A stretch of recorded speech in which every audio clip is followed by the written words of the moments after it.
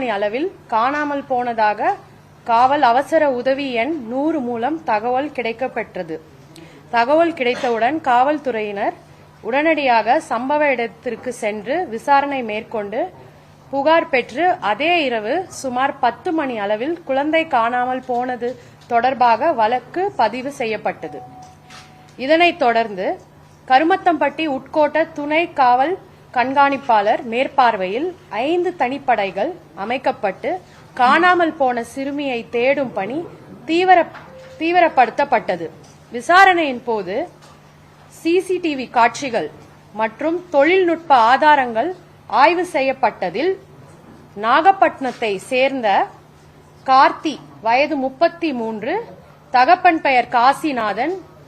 இவர் சிறுமியின் குடும்பத்திற்கு பழக்கமான அண்டை வீட்டில் வசிப்பவர். இவர் சிறுமியை அழைத்து சென்றதை உறுதி செய்யப்பட்டது. இதனைத் தொடர்ந்து கண்ணம்பாளையம் பகுதியில் உள்ள மரியா ரோஸ் கார்டன் அடுக்குமாடி குடியிருப்பில் முதல் மாடியில் பதுங்கியிருந்த குற்றவாளி கார்த்தியை காவல்துறையினர் சுற்றி வளைத்தனர்.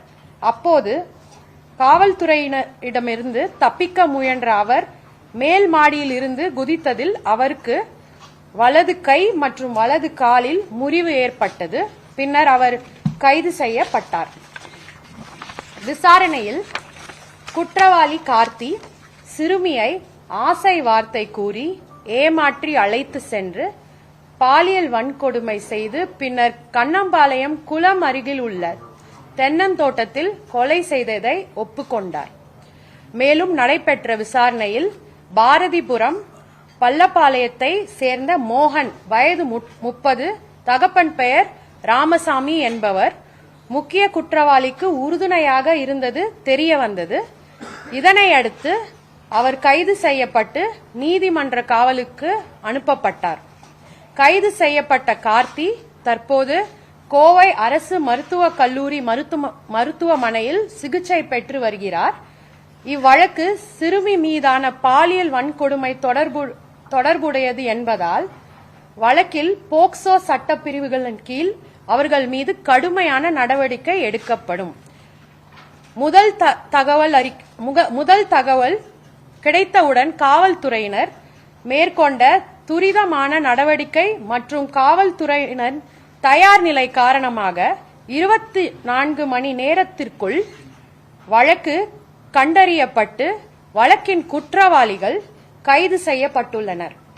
மேலும் பாதிக்கப்பட்ட குடும்பத்திற்கு விரைவாக அரசின் தரப்பு நிவாரண உதவி தொகை கிடைக்க எல்லா நடவடிக்கைகளும் மேற்கொள்ளப்பட்டு வருகின்றது.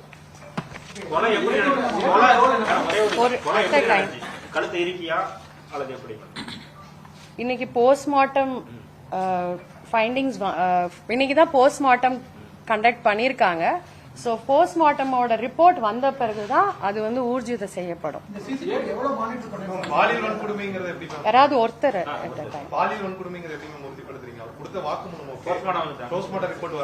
போஸ்ட்மார்ட்டம் ரிப்போர்ட்ல டாக்டர் சொன்னதை வச்சுதான் இது போக்சோ செக்ஷன் அங்க அவர் சொன்னார்.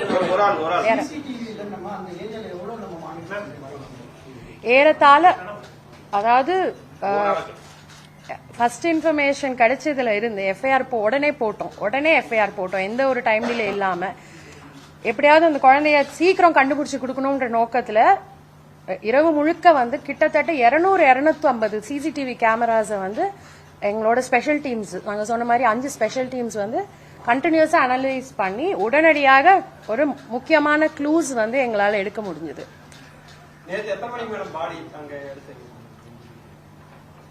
நேத்துக்கு சுமார் ஒரு 6 மணி ஈவினிங் 6 மணி அளவுல. அதுதான் இப்ப போஸ்ட்மார்ட்டம் பண்ணிட்டாங்க. இப்ப டாக்டர் விரிவான அறிக்கை கொடுக்கற வரைக்கும் அது நம்மளுக்கு தெரியாது. அவர் ஒரு கூலி தொழிலாளி. மோகனும் அதேதான். மோகன்ராஜ் கார்த்தியோட மிக நெருங்கிய நண்பர். அவருக்கு வந்து இந்த குற்றம் இவர் செஞ்சது வந்து அவருக்கான அந்த ஒரு கான்ஸ்பிரசி இருந்தது. அவருக்கு குற்றம் செஞ்சதுக்கு முன்னாடியும் செஞ்ச பிறகும் இவர் கூட அவர் வந்து பேசியிருக்காரு இந்த குற்றம் சம்பந்தமாக. அதுக்கப்புறம் காவல்துறையினர்கிட்ட மறைச்சிருக்காங்க அங்க விசாரிச்ச டைம்ல. அவர் மீது கான்ஸ்பிரசி, கிரிமினல் கான்ஸ்பிரசி. செக்ஷன்ஸ் எல்லாம் உங்களுக்கு டீடைல்டா எங்களோட பிரஸ் நோட்ல கொடுத்தோம். இப்ப அந்த வழக்குல வந்து போக்சோ பிரிவு வந்து சேர்க்கப்பட்டிருக்கு. அப்படிங்கிற போது குழந்தையுடைய புகைப்படம், அவங்க பெற்றோருடைய பேட்டிகள் எல்லாமே சமூக வலைதளம் சரி ஒரு குறிப்பிட்ட ஊடகங்கள் வந்து பயன்படுத்தியிருக்காங்க. இதை வந்து நீங்க என்ன சொல்லணும்னு நினைக்கிறீங்க? ஸோ இது ஏற்கனவே ரிக்வெஸ்ட் பண்ணதுதான். நேத்திலிருந்து நாங்க கண்டினியூஸா ரிக்வெஸ்ட் பண்ணிருக்கோம். இது ஒரு போக்சோ கேஸா வரதுனால கண்டிப்பா ஐடென்டிட்டி ஆஃப் த விக்டிம் வந்து கண்டிப்பா வெளியில வந்து நாங்க ரிவீல் பண்ணக்கூடாது. So I also request the media to not reveal. By chance பண்ணியிருந்தா கூட அதை தயவு செய்து எரேஸ் பண்ணிருங்க. அது வந்து இதெல்லாம் இப்போ அண்டர் இன்வெஸ்டிகேஷன், ரொம்ப பிரிலிமினரி ஸ்டேஜ் ஆஃப் இன்வெஸ்டிகேஷன். இதுல இந்த டீடைல்ஸ் எல்லாம் ஸ்பெசிபிக்கா இந்த ஸ்டேஜ்ல ரிவீல் பண்ண முடியாது.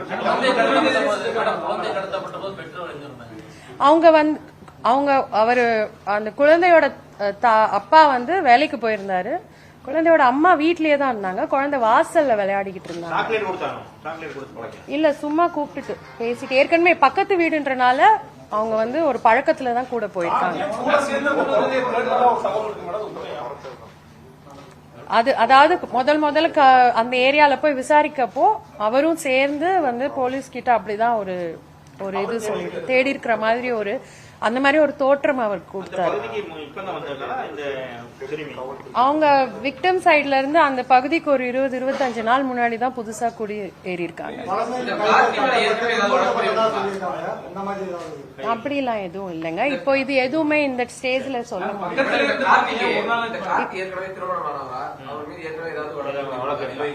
இல்ல இது வரைக்கும் நாங்க பார்த்ததுல பழைய வழக்குகள் இல்ல. அதுவும் இன்னும் it is continuously we are monitoring in CCTNS also. அவர் ஏற்கனவே திருமணமாகி அவர் பிரிஞ்சிருக்காரு. வேற ஒன் லாஸ்ட் குவெஸ்டின். யாராவது பெற்றோருக்கு வந்து 10 மணிக்கு வந்து முதல் தகவல் கொடுக்கும்போது குழந்தை இறந்து சொல்லப்படுது. அதே போல வந்துட்டு மீண்டும் ஒரு 10 நிமிஷம் கழிச்சு போன் பண்ணி குழந்தை நல்லா இருக்கு, 1 மணி நேரத்துல கொண்டு வரதா. இல்ல அப்படிலாம் எதுவும் இல்லைங்க. அவங்க ரிலேஷன் சொல்லிருக்காங்க. இல்ல அப்படிலாம் எதுவும் கிடையாதுங்க. அது தவறா பரப்பிருக்காங்க. அப்படிலாம் எதுவும் கிடையாது. இல்ல நம்ம வந்து இது ஒரு நாள் கூட கிடையாதுங்க. நம்ம வந்து குற்றவாளிய நான் இப்ப இதுல பிரஸ் நோட்ல சொன்னதுதான், குற்றவாளிய ரொம்ப சீக்கிரமா 24 மணி நேரத்துல இந்த வழக்கோட பிரிலிமினரி இன்வெஸ்டிகேஷன் கம்ப்ளீட்டா முடிஞ்சிருச்சு to the maximum satisfactory level. ஏன்னா சிசிடிவி ஃபுட்டேஜஸும் அதர் டெக்னிக்கல் எவிடன்ஸையும் பேஸ் பண்ணி நம்ம டீம்ஸ் வந்து ரொம்ப அருமையான ஒரு இன்வெஸ்டிகேஷன் பண்ணி குற்றவாளிகளை உடனடியா 2 குற்றவாளிகளும் அவங்க இந்த ஊரை விட்டு போறதுக்கு முன்னாடியோ இல்ல காணாம போறதுக்கு முன்னாடியோ அவங்கள வந்து சீக்கிரம் நேப் பண்ணது மட்டும் இல்லாம கரெக்டான கன்ஃபெஷன் எடுத்து அந்த குழந்தைய கிட்டத்தட்ட அவங்க கம்ப்ளைண்ட் பண்ணி வித்தின் 24 ஹவர்ஸ்க்குள்ளேயே நம்மளால ஒரு ஃபுல் பிக்சர் வந்து கொடுக்க முடிஞ்சது. லாஸ்ட் குவெஸ்டின் எதுவுமே கேட்கல. யாராவது என்ன சொல்றீங்க? எதுவும் கிடையாதுங்க. அது ரெண்டும் கிடையாது. இல்ல போதும். அதாவது இந்த வழக்கு வந்து under investigation. It's a very sensitive case. And I think we, as a department, we have to approach it with a lot of sensitivity. அதனால இதுக்கு மேல எங்களால டீடைல்ஸ் கொடுக்க முடியாது. Just in the interest of justice. Thank you so much.